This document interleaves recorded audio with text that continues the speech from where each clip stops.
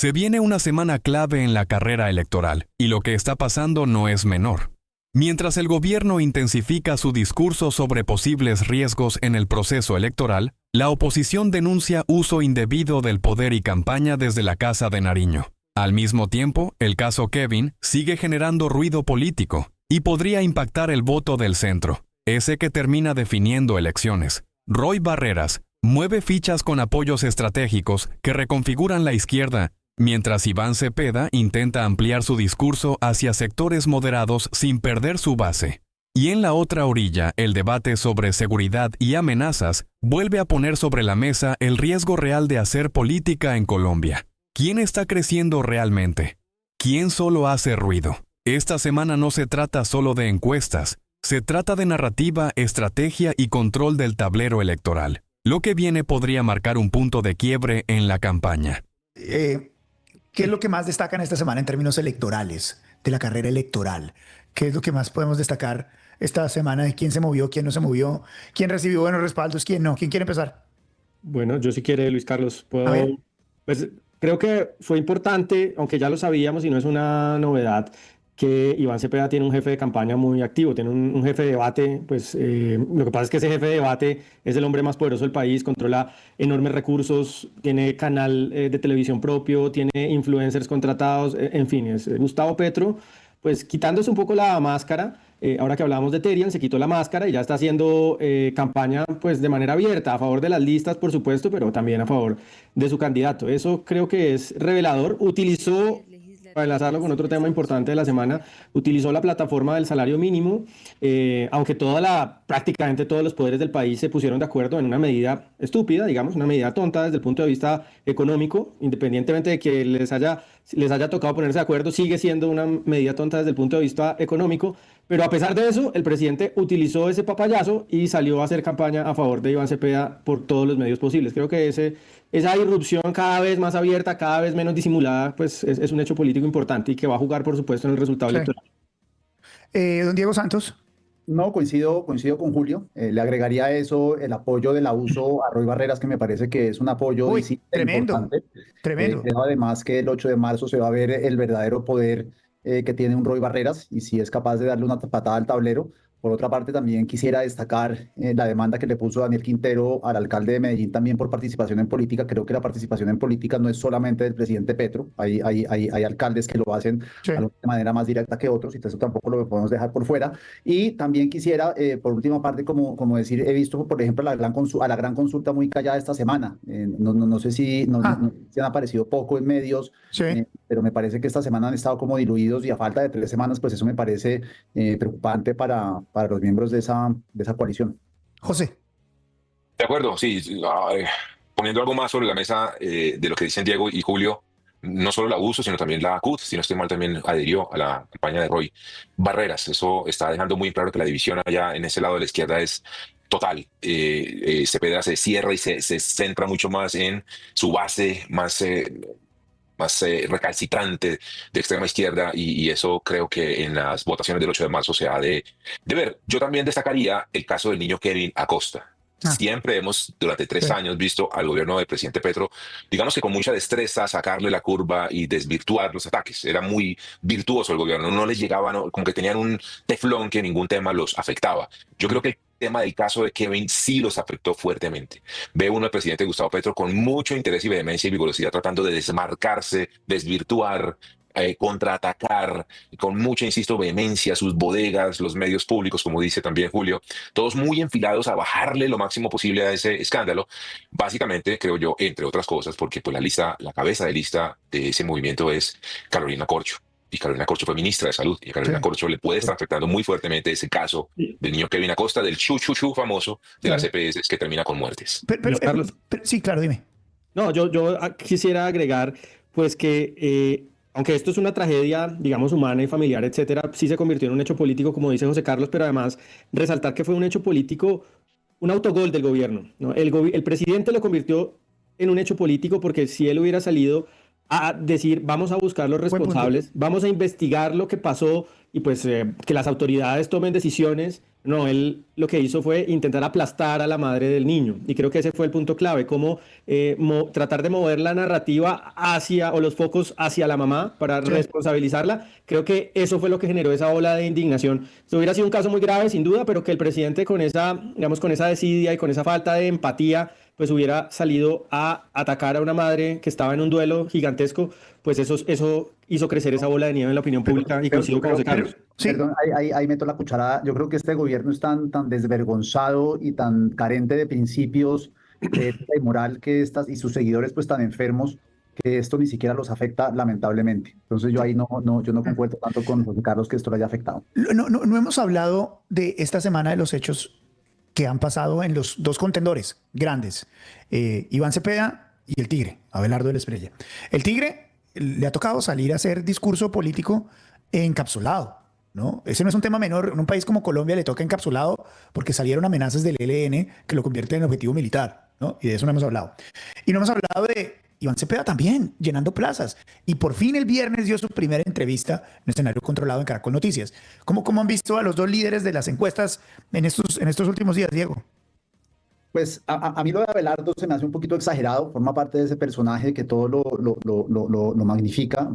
Yo entiendo que sí han matado aquí a candidatos presidenciales y que esas son amenazas que no se toman a la ligera, pero pues ya se vuelve un show exagerado. Álvaro Uribe es un personaje que tiene 10.000 veces más amenazas que Abelardo y jamás se ha prestado a poner ahí una cosa blindada, pero bueno, cada quien con sus responsabilidades. Abelardo va fuerte, tal cual como se demuestra la teoría del algoritmo que usted sostiene, está muy bien posicionado, pues las encuestas ya lo ponen un 33%, y mientras tanto Cepeda está haciendo lo suyo con toda la maquinaria del gobierno, todo el aparataje estatal, y ahí se sigue manteniendo. No ha dicho nada distinto a lo que viene diciendo, que el Estado es el que nos tiene que controlar absolutamente todo. Un personaje bastante oscuro, la verdad. Vamos a ver qué pasa en las próximas semanas. José. Yo vi la entrevista el viernes con Iván Cepeda, con los colegas de Caracol. Y se nota ese interés como hizo Gustavo Petro hace 4 años, de mostrarse más de centro, hablar del supuesto capitalismo productivo, usó esa figura, ¿sabes?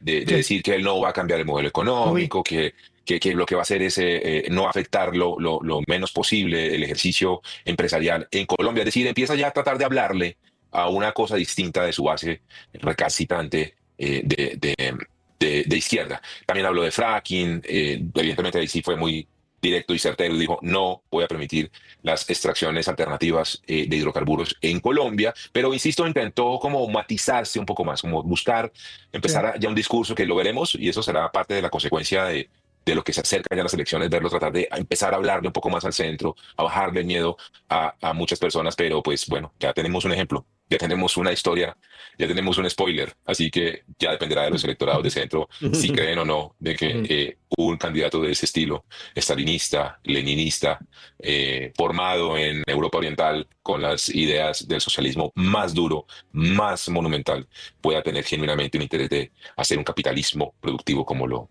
planteó. Julio.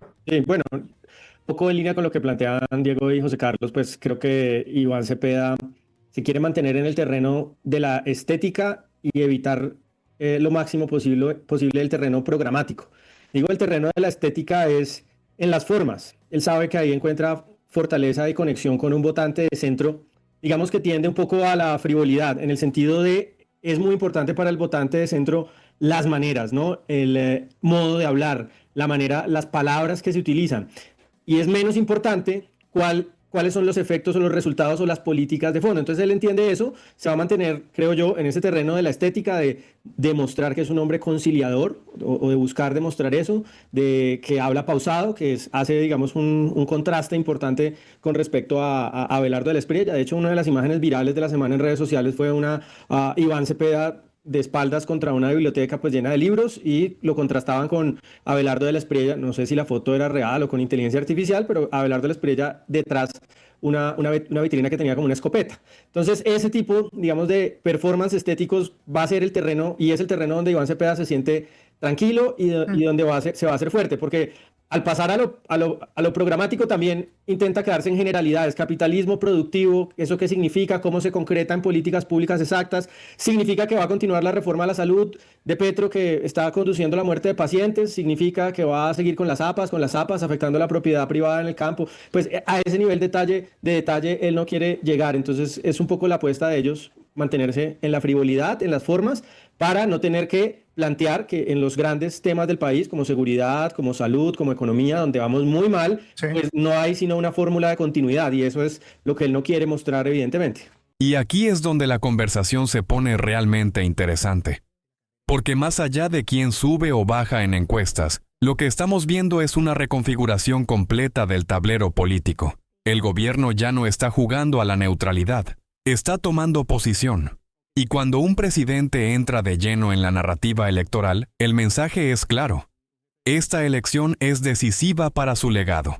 Por un lado, Iván Cepeda intenta proyectar una imagen más moderada, más institucional, más de centro. Habla de capitalismo productivo, de no afectar el modelo económico, de tranquilidad para el empresariado. Pero la pregunta es, ¿eso es una evolución real del discurso o una estrategia para ampliar base electoral? Porque el votante de centro no solo escucha palabras, analiza antecedentes, y ahí está el reto. Mientras tanto, el caso Kevin no es solo un escándalo aislado, es un símbolo, un punto emocional que conecta con algo más profundo, la percepción sobre el sistema de salud y la gestión del gobierno. En política, las emociones pesan más que los datos, y cuando la empatía falla, el costo puede ser alto. En paralelo, el respaldo de la USO a Roy Barreras mueve el tablero en la izquierda. No es solo un apoyo sindical, es músculo político y financiero, pero también deja en evidencia fracturas internas, y cuando una coalición empieza a dividirse, alguien capitaliza ese desgaste. Esta semana también estuvo marcada por dos eventos importantes frente a las elecciones por parte del gobierno nacional. Primero, una estrategia pareciera conjunta de generar dudas sobre la idoneidad del proceso electoral. Y dos, unas presentaciones del presidente en el marco del salario mínimo en las que se podría estar borrando la línea de la participación política para justificar accionar por parte del gobierno en soporte o apoyo de Iván Cepeda. ¿Ven ustedes que el gobierno como que cada vez trata de subirle un poquito más la presión para poder apoyar al candidato suyo que es el de Iván Cepeda? José, empiezo contigo. Sin duda, Luis Carlos, es profundamente grave. Mire, le quiero leer textualmente la frase. Dice, estamos ante un 100% de riesgo de fraude. Lo dijo el presidente Gustavo Petro la semana pasada en la plaza pública, que un presidente de la República haga ese señalamiento tan grave. Y por supuesto eso lo desarrolló en un supuesto interés, dice él, de la registraduría, dándole órdenes a los testigos electorales de no dejar espacios en blanco en el formulario B14, básicamente para que sea más fácil leer la información y digitalizarla y tener más rápido los datos. Y él pidiéndole a los testigos que no le hicieran caso a la registraduría, hablando de unos supuestos software manipulados para hacer fraude. Mejor dicho, unos señalamientos gravísimos. Yo sí veo un interés genuino y directo de desinstitucionalizar el aparato electoral colombiano, de atacar directamente la estructura democrática electoral del país. Y eso es gravísimo, porque la MOE, la Misión de Observación Electoral, salió también el mismo viernes a desmentir directamente cada una de esas palabras del presidente Gustavo Petro. Sí. Y definitivamente allí hay un interés. Y a mí lo que me preocupa además es que en ese punto, lastimosamente, he visto algunos conatos de encuentro entre los polos distintos. Yo he visto también en situaciones de centro y de derecha que también les suena la idea de también atacar a la registraduría. Y eso es gravísimo, Luis Carlos. No podemos Coincido. permitir que le den una patada al tablero que los eligió como alcalde, como senador y como Sí. presidente. Si fuera falso, además, un registrador del gobierno de Iván Duque, una registraduría que estaba bajo el control, o más bien, digamos, de la gestión de un gobierno completamente opuesto en lo político, y se eligió un presidente de izquierda. O sea, aquí es mentira que se pueda dar fraude, no dicho por mí, no, dicho por la MOE, una entidad completamente independiente. Don Diego. Yo creo que el presidente es consciente que aquí no va a haber fraude y lo que está haciendo es una estrategia que le sirve a largo plazo en caso de perder las elecciones. ¿Por qué? Porque siembra esa incertidumbre de que sí hubo fraude y es el mismo manual que utilizó Donald Trump en 2020 cuando perdió las elecciones y le sirvió en las siguientes para decir, miren este fraude y ahora sí se demuestra que las cosas cuando funcionan aquí estamos otra vez. Y creo que eso es lo que está sembrando Gustavo Petro. En caso de ganar las elecciones, pues siembra otra narrativa y la gente se olvida de lo que hizo ahorita. Entonces esto se ha vuelto como una constante en las distintas democracias, en distintos países que utilizan esta estrategia para... pues para poner las baterías, enfilar las baterías hacia las siguientes elecciones. Entonces yo creo que es parte de lo que hacen los políticos hoy en día, lamentablemente, pero pues esas son como las nuevas reglas de juego a las que nos estamos enfrentando. Julio. Bueno, no, la victimización está en el núcleo, en el corazón del movimiento progresista, fingirse víctima. De hecho, Ari, usando una metáfora futbolística un poco para explicarme, hay dos rutas para manipular el resultado de un partido de fútbol o para no jugar limpio. Una, pues, es cometiendo faltas, ¿no? Empujando, tratando de agredir al rival, incumpliendo las normas de juego. Pero otra manera de hacerlo es fingiendo, ¿no? También cayéndose cuando no hay un contacto, ¿no? Buscando un penal cuando no existe. Y esa estrategia de la víctima es la preferida por el gobierno, ¿no? Buscando fingirse víctima, también se busca el resultado, que es manipular el partido. Entonces, un poco creo que esa es la ruta que ha tenido, no ahora, ¿no? Él, digamos, a pesar de que ha sido representante a la Cámara, integró un grupo terrorista, una banda terrorista y pues no sufrió ninguna consecuencia penal por eso, a pesar de haber sido senador, alcalde de Bogotá y presidente de Colombia, es decir, uno de los políticos más exitosos en términos electorales de los últimos 50 años en Colombia. Aún así, en su cabeza, pues él es un perseguido por unos poderes enormes, ¿no? Entonces, esa narrativa de victimización que le sirvió desde la alcaldía de Bogotá, desde cuando era senador, pues no hay razón para que no la siga desarrollando, ¿no? Es lo mismo que le ha funcionado a lo largo de su carrera y por supuesto que esto es otro caso más. Y llegamos al punto clave, la pregunta que realmente importa después de todo lo que se dijo. ¿Quién ganó la semana política en Colombia? Porque más allá de opiniones, lo cierto es que cada semana deja movimientos estratégicos que no son casualidad. En política nadie habla por hablar. Nadie se posiciona sin cálculo. Y lo que vimos en estos últimos días revela algo más profundo que simples declaraciones cruzadas. Primero, hablemos de la izquierda y del llamado bloque de continuidad. El respaldo de la USO a Roy Barreras no es un gesto simbólico. Es una señal de fractura. Cuando un sindicato históricamente alineado con posturas más radicales decide enviar un mensaje político tan directo, lo que está diciendo es que dentro del mismo sector progresista hay tensiones reales. No es solo ideología, es poder, es presupuesto, es control de agenda. Roy gana visibilidad, gana narrativa, se posiciona como un articulador, pero también deja expuesta una división que puede costarle cara al bloque que hoy gobierna. Ahora bien, del otro lado del tablero, Iván Cepeda sigue manteniendo un porcentaje estable en encuestas. Y en política, mantenerse alto no es poca cosa. Cuando un candidato logra conservar su base semana tras semana, incluso en medio de polémicas, eso es fortaleza estructural. La pregunta es si ese techo es flexible o si ya tocó su límite, porque mantenerse no siempre significa crecer. Y en elecciones polarizadas, crecer es lo único que garantiza victoria. Y ahí entramos al tema que generó debate fuerte: la seguridad. ¿Es exageración? ¿Es show? ¿O es una realidad que no podemos minimizar? Colombia tiene una historia marcada por sangre electoral. Candidatos asesinados, amenazas cumplidas, violencia política real. No es retórica. Es memoria reciente. En ese contexto, cualquier candidato que asuma riesgo público tiene que calcular cada movimiento. Algunos consideran que ciertas medidas proyectan debilidad. Otros creen que reflejan prudencia. Pero aquí hay algo más importante: el clima. Y el clima político en Colombia no es tranquilo. 2025 cerró con indicadores de violencia que preocupan: homicidios, ataques, tensión territorial. Ese entorno inevitablemente permea la campaña. Ahora, miremos el centro. Y aquí está uno de los datos más silenciosos, pero más contundentes. El centro se diluye. Sergio Fajardo, Claudia López, figuras que en otro momento marcaron agenda, hoy no generan conversación dominante, no movilizan emoción, no polarizan. Y en un escenario donde la política se mueve por intensidad, quien no genera intensidad pierde relevancia. El centro necesita narrativa clara, necesita identidad fuerte, Porque cuando el país se parte en dos bloques, el espacio intermedio se convierte en terreno difícil de sostener. Y volvamos al punto que mencionaron casi de paso, pero que es estratégico: la narrativa del fraude. Cuando desde el poder se siembra la idea de duda sobre el proceso electoral, no siempre es para el presente. Es para el día después. En política moderna, construir relato es tan importante como construir votos. Si se gana, se habla de legitimidad popular. Si se pierde, se activa el argumento preventivo. Eso no es nuevo en el mundo. Pero en Colombia, donde la institucionalidad ha sido frágil en momentos históricos, ese tipo de discurso tiene consecuencias profundas. Entonces, ¿quién ganó la semana? ¿Ganaron los extremos? ¿Ganó la polarización? ¿Ganó el ruido? ¿Perdió el centro? ¿Perdió la moderación? ¿Perdió la posibilidad de un debate menos emocional y más estructural?